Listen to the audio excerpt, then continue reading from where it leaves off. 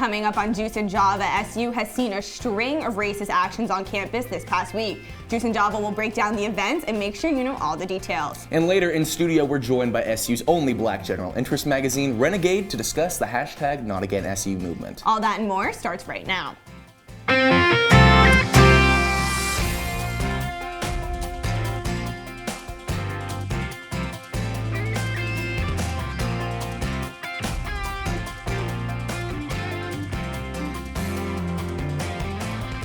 Good morning, I'm Lilia Wood. And I'm Landon Wexler. Thank you for starting your morning with us. We start this morning with a special breakdown squeeze of this week's past racially charged events.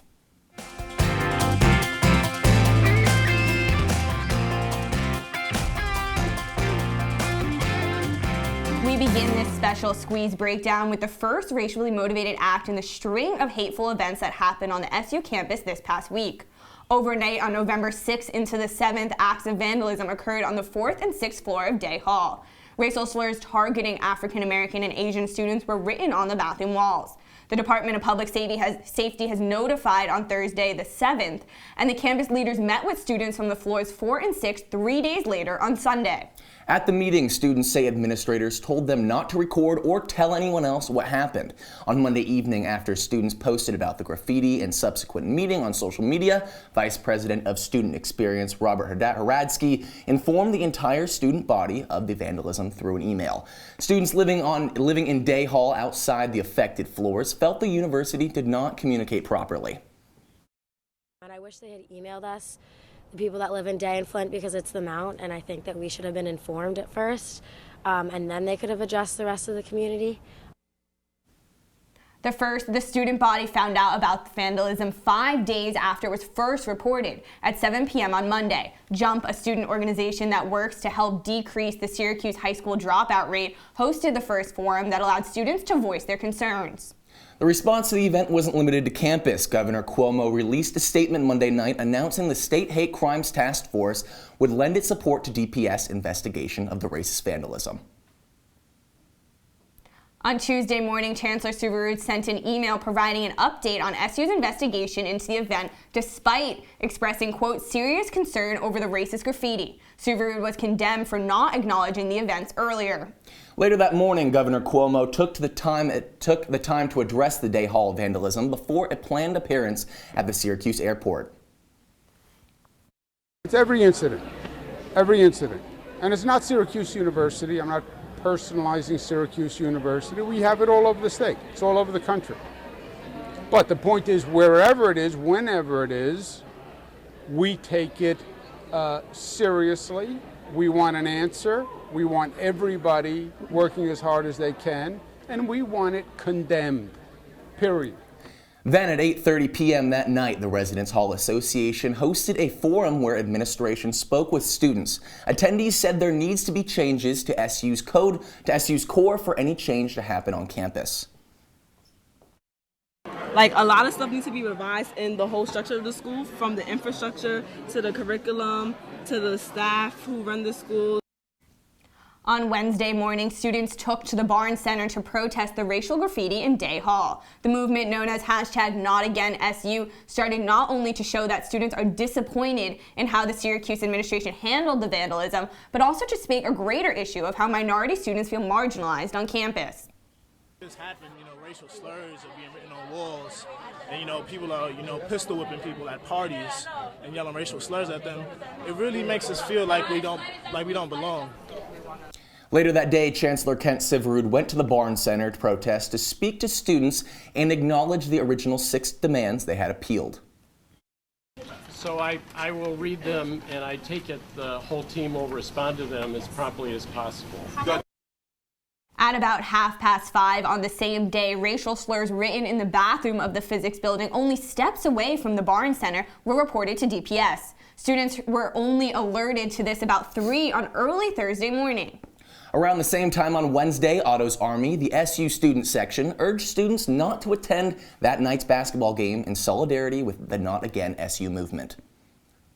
Students continued to protest in the Barnes Center into Thursday, forming committees and working to grow their movement. Around 4:30 across campus and several streets down, a swastika was found drawn in the snow behind the 505 apartment building. Our news director Greg Bradbury sat down with the executive director of Syracuse's Hillel to talk about how the Jewish community can move forward from this.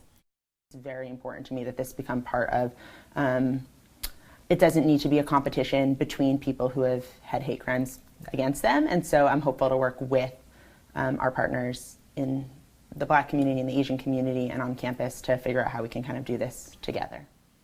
As this was developing back on campus, the Center for International Services held a forum to give students, especially Asian international students, a chance to have their voices heard. Then at 11 p.m., students received yet another email from DPS. An investigation was opened after a racially biased incident on the 3rd floor of Day Hall, involving graffiti against the Asian community. Over at the Barnes Center, protesters voted to stay overnight despite the university's warning to them about being charged with violating student code. Shortly after the vote, the university announced it would not move forward with charges. As the sit-in reached the 48-hour mark, the Newhouse School held a forum across campus to address student and faculty concerns. Hub Brown, the Associate Dean of International Initiatives and Diversity, hosted the event. Lack of diversity among students, staff, and faculty was the main point of discussion, as well as the need for more education on the impact of media on marginalized groups. One of the things that we should be talking about in our classes and have been talking about in our classes are the effects of news media on various kinds of groups. And a lot of that gets played out in a lot of different ways on this campus. And while the forum at Newhouse was happening, Chancellor Severud visited protesters at the Barnes sit-in. While there, he responded to the demands of protesters had put forward. My job is to work as best as possible to have the right policies in place so people know this is not a safe zone for hate speech to occur. There are some people who have asserted very strongly to me that there is a hazy, unclear line between free speech and hate speech. However, when questioned by our Gabrielle Caracciolo about students calling for his resignation, he lacked any response. Chancellor Severud, students have been calling for your resignation if you don't meet their demands by Wednesday. Do you have anything to say? The chancellor there was leaving the Hillel Center, where he went after the Barnes Center to talk with students to discuss the swastika found on Thursday. The chancellor finished his day by sending a video message to the entire SU community about changes to the way he will respond to future hate speech. I cannot promise you that in these fraught times in our country, there will be no more hateful incidents in our community. But I can promise that our university will respond in the future transparently and quickly, and will clearly assert our orange values of inclusion and of rejecting hate. We now have Juice and Java host and correspondent Gabrielle Caracciolo live at the Barnes Center, where the hashtag NotAgainSU protest continues into its 3rd day. Now, Lilia landed just a short time ago. Assemblyman Bill Nagnarelli and State Senator Rachel May were inside the Barnes Center at the Arch right behind me talking to the student protesters. May told them she thought their new list of demands was extremely thoughtful and that they were already helping to move the dial. I have that list of demands in my hands right here. The original list had 10 demands. This one has 18. One of the controversial demands from that first list was the demand for a same-race roommate option. On this list of demands, the updated list, they're now calling instead for a roommate selection portal where people can choose roommates with similar interests and identities, and they're also calling for more multicultural learning communities. Some other new demands from this expanded list include consistent engagement from the chancellor, the diversity training status of professors being readily available online, as well as monthly updates on the status of these demands. They say if similar racially motivated incidents happen, the university should have 48 hours maximum to respond and let the university know, and there should be no consequences for the protesters. You can find that list on our Twitter at CitrusTV News, and we will have updates throughout the day on that Twitter at CitrusTV News. For now, outside the Barnes Center at the Arch, Gabrielle Caracciolo.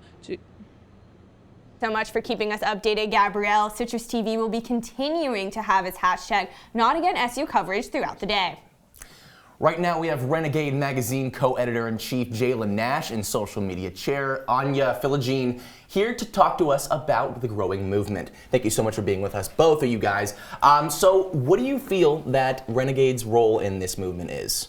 I think that, if anything, from the last few incidents at this campus, we've seen the importance of media in kind of protecting students. As the first general interest magazine for Black students, we especially consider the importance of Black media being able to control and kind of guide the narrative of our own stories and our own movements and our own protests.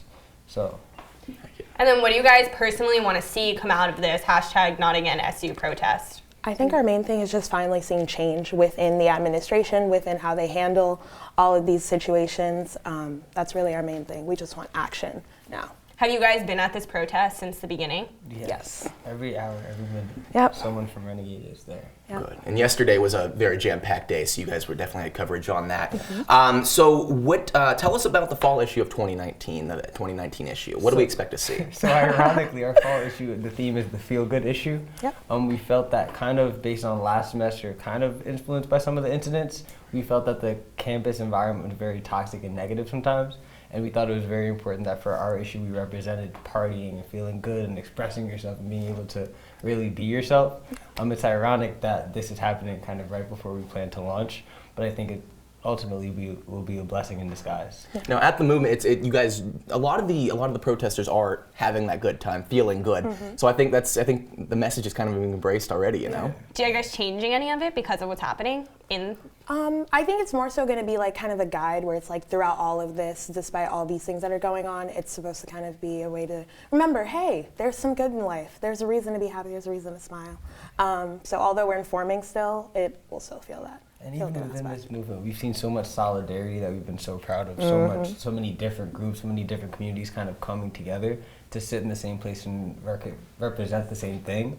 So I think that our issue ties very well into that piece as well, because solidarity is a huge part of having fun as like a campus community. Yeah, the energy when you walk into the protest. You can feel it. Oh, you could feel it very, very well. Jalen, Anya, thank you so much for being here with us today. And after the break, Juice and Java morning correspondent Carmela Boykin is in studio to break down how social media played a crucial role in the #NotAgainSU protests. And how other campuses are standing in solidarity with the SU community. Stay with us.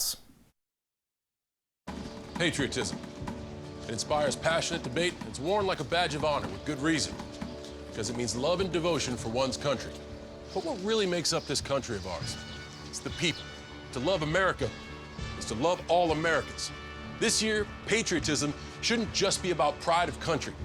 It should be about love. Love beyond age, sexuality, disability, race, religion, and other labels. Because love has no labels. Leaving hot coals improperly extinguished can cause a wildfire. Hey guys, it's Smokey! It looks as if Smokey is going to use the drown, stir, drown and feel technique. After the first drown, a good start. Next, another drink. And finally, a close feel. Is it cool? Okay. Yeah. Hey Smokey, catch! Oh, my bad, Smokey. Only you can prevent wildfires. They'll test you. Try to break your will. But however loud the loudness gets, however many cheese puffs may fly, you're the driver, the one in control. Stand firm. Just wait. And move only when you hear the click that says they're buckled in for the drive. Never give up till they buckle up. They call me Maxie, but I prefer tripod. I was your above-average four-legged homie, and then wham, bam, minivan. Some people pity me. Now that's lame. I still run, fetch, and swim. And the ladies love me. I'm the ultimate wingman. Just don't ask me to high five.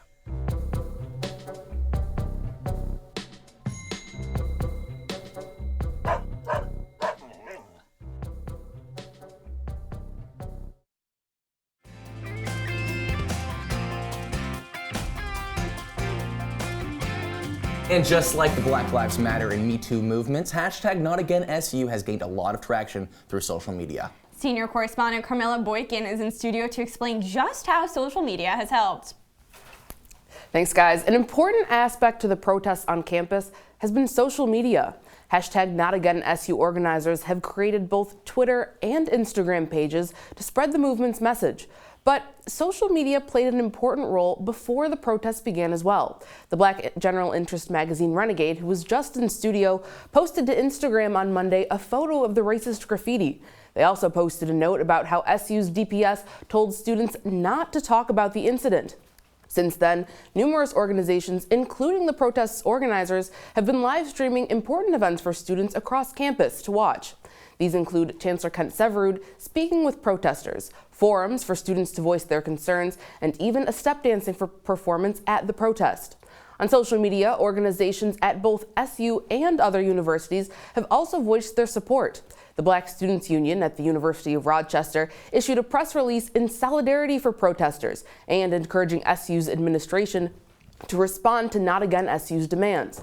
The Black Students Union at Princeton University reposted #NotAgainSU's mission statement to their Instagram page. As of this broadcast, the hashtag #NotAgainSU has 303 posts on Instagram. Online support for the movement goes further than just Twitter and Instagram, though. The movement used a GoFundMe page to buy resources like food and water. The protesters surpassed their goal by raising over $4,200, and the page is now no longer taking donations. There's also a petition on change.org calling for Chancellor Severud's resignation, which has over 1,200 signatures. That petition isn't run by #NotAgainSU, but it still cites the university's response to hate crimes on campus as the reason for the chancellor to resign. Thank you, Carmela. Despite this week's past events, Syracuse University, the community has remained resilient in the face of hate.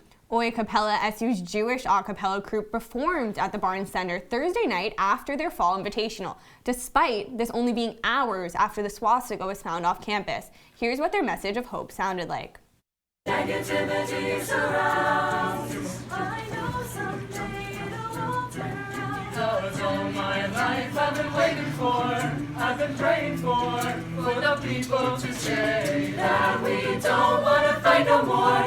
There'll be no more wars, and our children will play one day, one day, one day, one day, one day. Their message is so moving. Absolutely beautiful singing, right? I agree.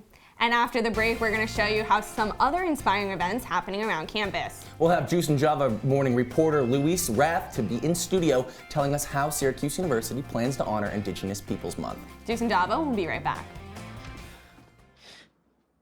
Your daughter just had her first breakup. Do you A, put yourself in her shoes? B, console her? Don't worry, sweetie. This is gonna happen a lot.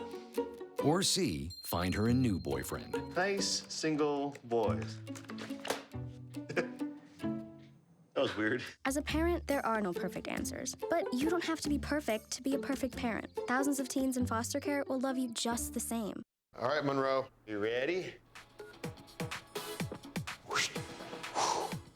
Monroe.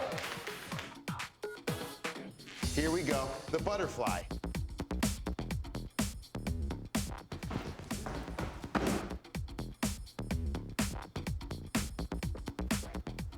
Ready? Ooh.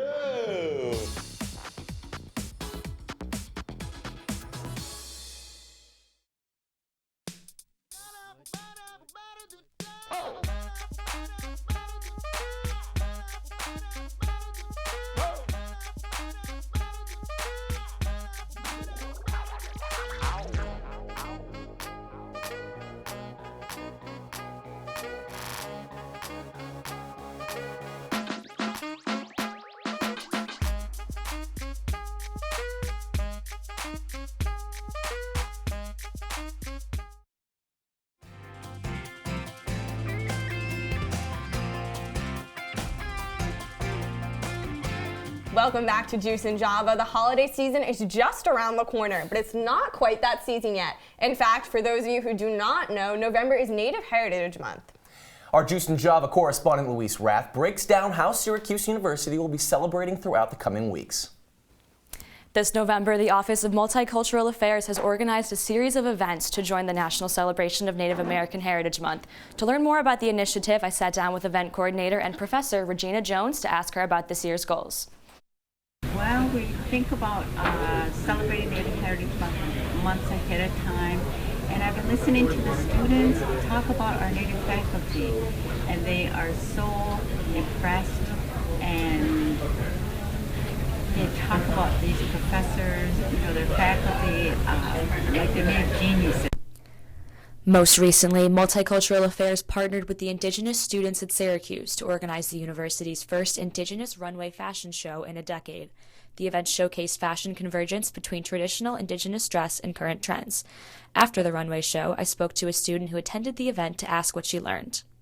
I learned that people in the Indigenous culture thank the land before they start anything. They acknowledge the people who have the land, which is amazing. I think that was beautiful and something that should be done. And what is this thanking of the land? At the fashion show on Thursday, the event coordinators took time to acknowledge the Onondaga land that Syracuse was founded on. Most students on the Syracuse University campus do not know who the Haudenosaunee are, or that the Onondaga Nation, which is the capital of our confederacy, is just a few miles south. In continuation of the Native Heritage Month celebration, Multicultural Affairs has a number of events scheduled for next week. The events include a Haudenosaunee craft fair, lunchtime lecture in SUNY ESF, and an additional lecture given by a member of the Department of Women's and Gender Studies. In addition, the Lightworks showroom outside of Watson Theater is showcasing Native American artist Wendy Red Starr's exhibition entitled One Who Is Talented. Also happening next week, Syracuse students will be given the opportunity to rock their mocks and join Indigenous people in wearing moccasins to celebrate Native heritage. Back to you guys. Luis, that was phenomenal. It was your first time on air, and what a great story, too. Yeah, my mentee killed it. Thank you so much, Luis. In another November tradition, when we come back, Lilia and I show you how to make some dishes for Friendsgiving. I'm so excited. Stay with us.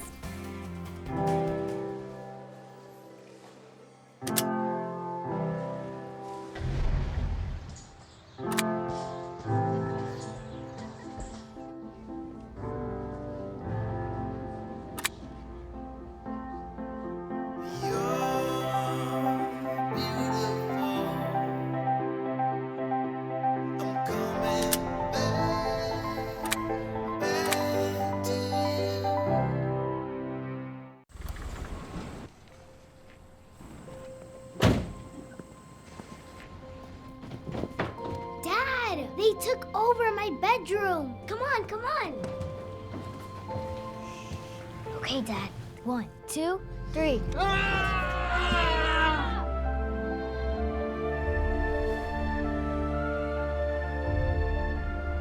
Dad!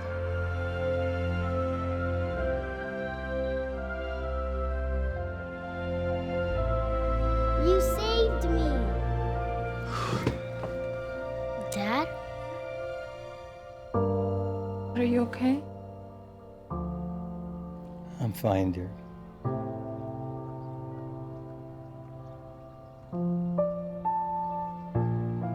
Your hero needs you now, and AARP is here to help. Find the care guides you need at aarp.org/caregiving. Welcome back to Juice and Java. Thanksgiving is right around the corner, and it's not just a holiday about family. It's also about friends. Friendsgiving has grown in popularity in recent years, and we thought we'd try our hand at a few recipes. All right, so we're in my kitchen, and we're gonna make one of my favorite things for Thanksgiving. We're gonna make an apple crumble. Are you ready? It's my favorite things. Yeah, I actually really like apple pie and apple crumble. Heck yeah, let's do it. How do we do it? How do we start? All right, so we already sliced the apples here. Okay. Oh, they look so good. And they already have some cinnamon on them. So we're first gonna put brown sugar. We're gonna do 1 cup of brown sugar. 1 cup of brown sugar. All right, bam, we got a cup in there. And then we're gonna go a cup of flour. We're also gonna put the rest of the butter in here. So we're gonna chop it up. Do you wanna hold that and start mixing it with the fork? There we go, bam. All right, and then mix it all together. Okay. So we're also going to put some cinnamon at our discretion, so that means a lot. Wait, were we supposed to preheat the oven? Okay, so next we're gonna put these apples that are already sliced, and we're gonna toss them quite literally into this pan. So that's perfect. All right, and then on top of this, we're gonna throw on the crust, the crumbs. So we're gonna put this in the oven, and then what, should we make something while this is in the oven? I have a sweet tooth. Let's stick with desserts, right? So you wanna do some cupcakes? Cupcakes. All right, let's do it. Damn. Our producers made a little character right here. Jay. Named after J. Yeah, I think you're gonna be a hoot if you bring these to your Friendsgiving. I think everyone loves a cupcake. So you wanna have a nutter butter, right? Well, those are nutter butters. Let's go ahead and put one of each color. All right, so we got the tail feathers going. Now you take this. Correct. So you take one of these, the body, and But it can be any kind of cookie, right? that is correct, because peanut allergies, I get it. But nil wafers are the perfect substitute if you want an Oreo. It's always a good way to go.